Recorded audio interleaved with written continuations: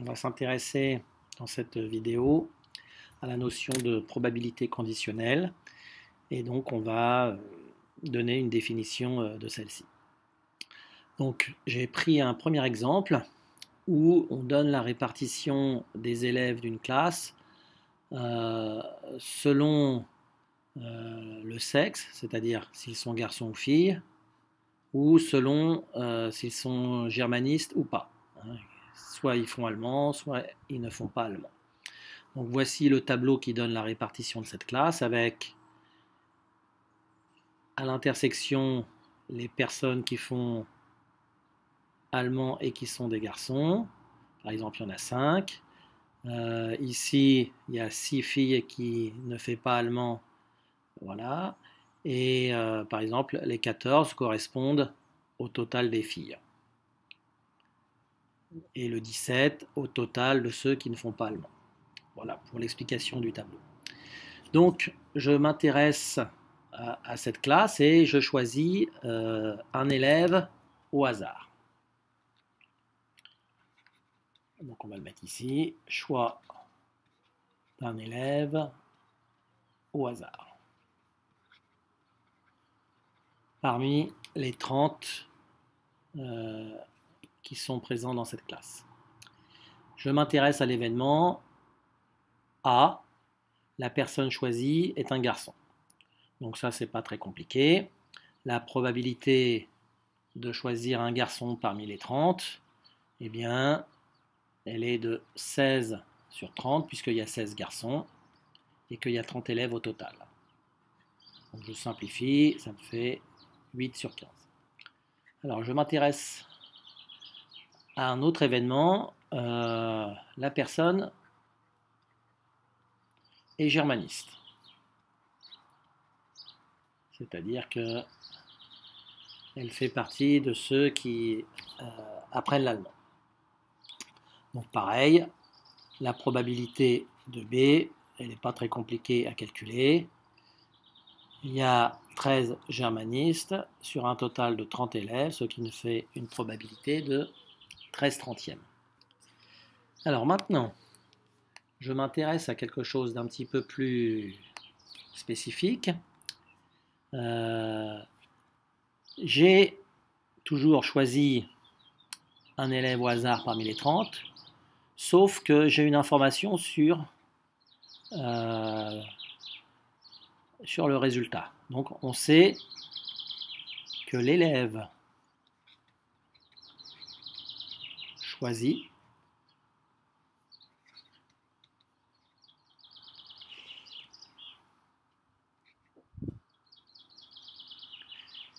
est un garçon.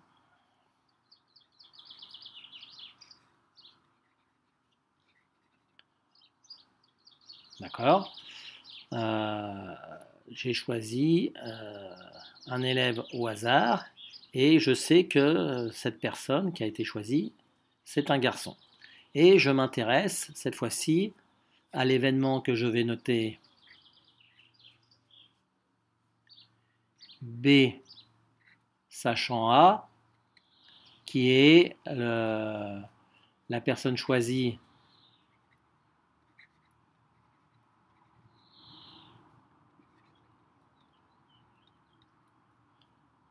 fait allemand.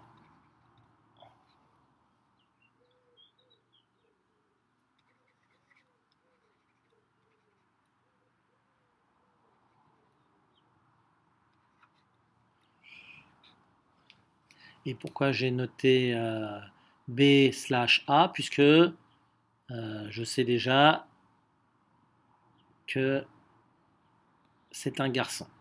D'accord? Donc, ça voulait dire sachant A. Sachant, connaissant le fait que sachant A. Bien, la probabilité de A sachant B, excusez-moi, de B sachant A,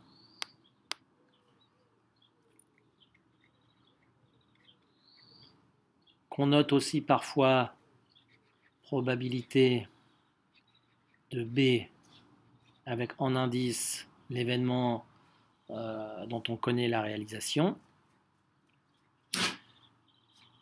C'est le nombre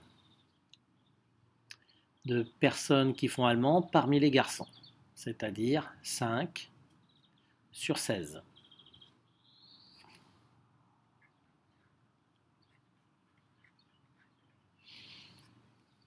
D'accord. La personne qui a été choisie, on sait que c'est un garçon, donc il y en a 16, et la probabilité de choisir parmi ces 16 personnes d'avoir une personne qui fait allemand, c'est 5 sur 16. Voilà. Alors, donc vous voyez, on a défini ce qu'on appelle une probabilité conditionnelle. Hein, c'est une probabilité, mais connaissant la réalisation d'un événement. Alors il faut absolument que cet événement puisse être réalisé, hein, c'est-à-dire que sa probabilité ne soit pas nulle. Sinon ça va poser des problèmes de définition. Alors je donne un autre exemple.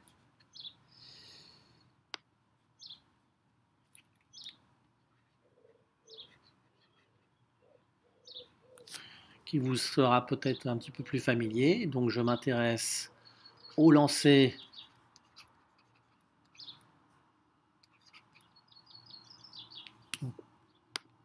d'un dé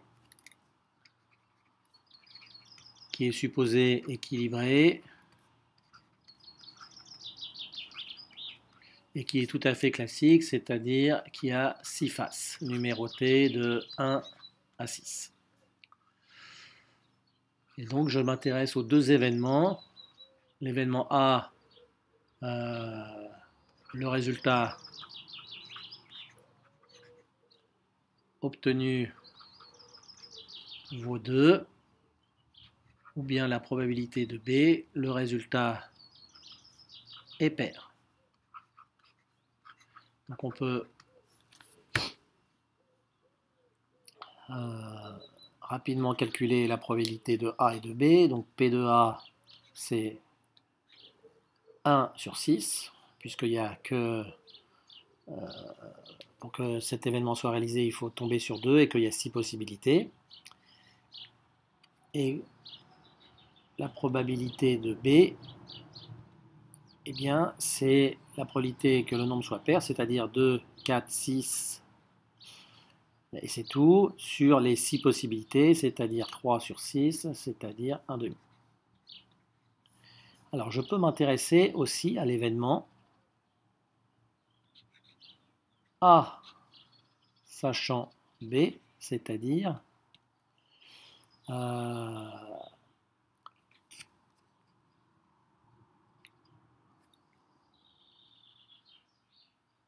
le résultat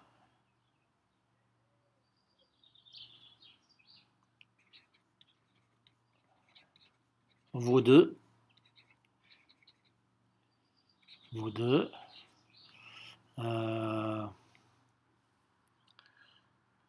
Le résultat vaut 2, donc c'est comme tout à l'heure, sauf que cette fois-ci, on sait que quand on a lancé le dé, on a obtenu un nombre pair, hein, sachant que le résultat est pair. Donc la probabilité de A sachant B, que je peux noter aussi probabilité de A sachant B, hein, la probabilité d'avoir 2 sachant que le résultat obtenu quand on a lancé le dé est pair.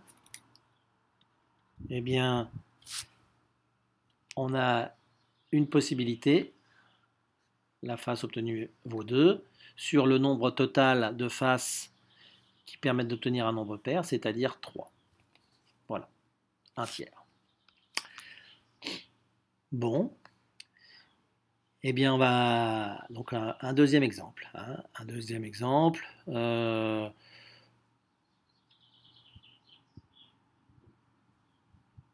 je profite pour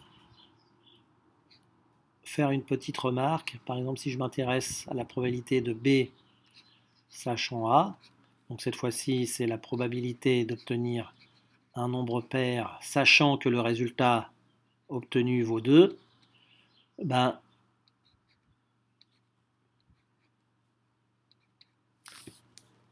il est égal à 1. Elle est égale à 1 cette probabilité. Hein. On a probabilité d'obtenir un nombre pair, il n'y a que 2, puisque le lancer, on sait qu'il est égal à 2. Bon, ça n'a pas beaucoup d'intérêt, mais c'est pour vous montrer un petit peu que l'ordre est important.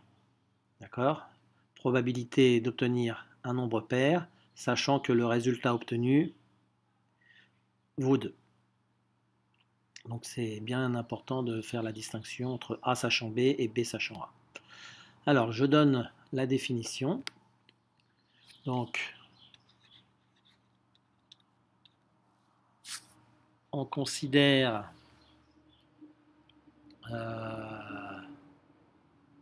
un événement A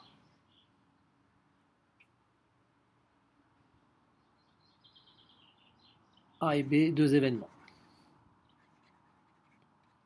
Donc on suppose qu'on a une expérience aléatoire sur laquelle on a défini une probabilité et donc on a A et B qui font partie des parties de oméga, hein, donc des événements. Et donc ces deux événements, on va supposer que la probabilité de A est non nulle. Et donc on va s'intéresser à la probabilité de B sachant A. Donc on a supposé que A est non nul puisque on suppose que A est réalisé. Hein, donc probabilité sachant A, il faut absolument que A soit non nul. Je le note aussi probabilité de B avec en indice le A. C'est quand même cette notation qui est privilégiée puisque en fait P et P indice A ce sont deux applications des probabilités qui ne sont pas définies sur le même univers.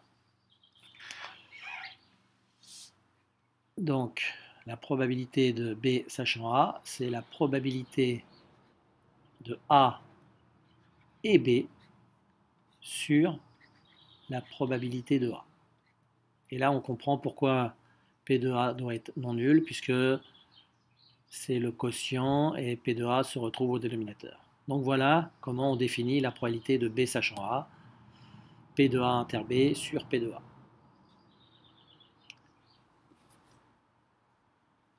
Alors, on va voir que les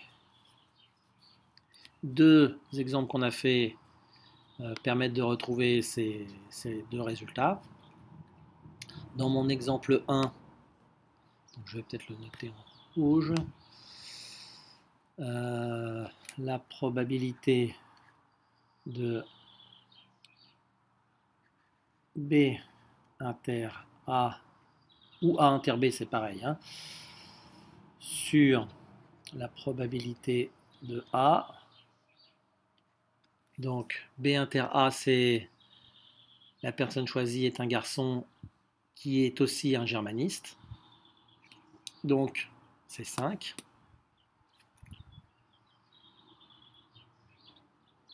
Sur 30. Et la probabilité de A, on l'avait déjà calculée. 8 sur 15 ou 16 sur 30. Ici, ça va être plus facile de prendre 16 sur 30.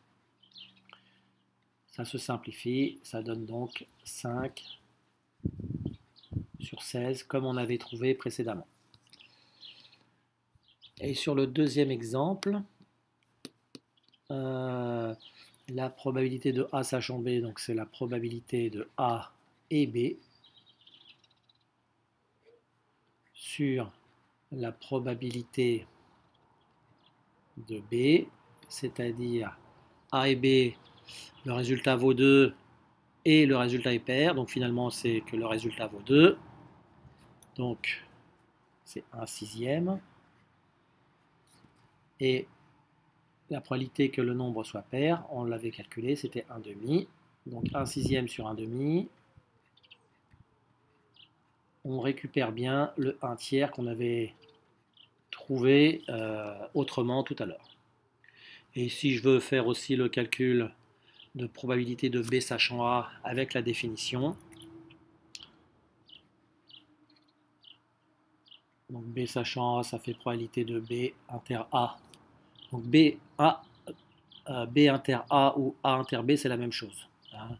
C'est une opération, l'intersection qui est commutative. On peut permuter les deux événements, on obtient le même résultat.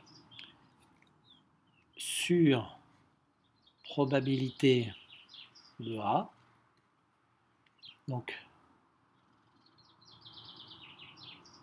c'est B inter A, donc j'ai dit que c'était la même chose, ça fait 1 sixième. Et la probabilité de A, 1 sixième, donc je récupère bien 1 sixième sur 1 sixième, ça fait 1. Voilà, je vous remercie.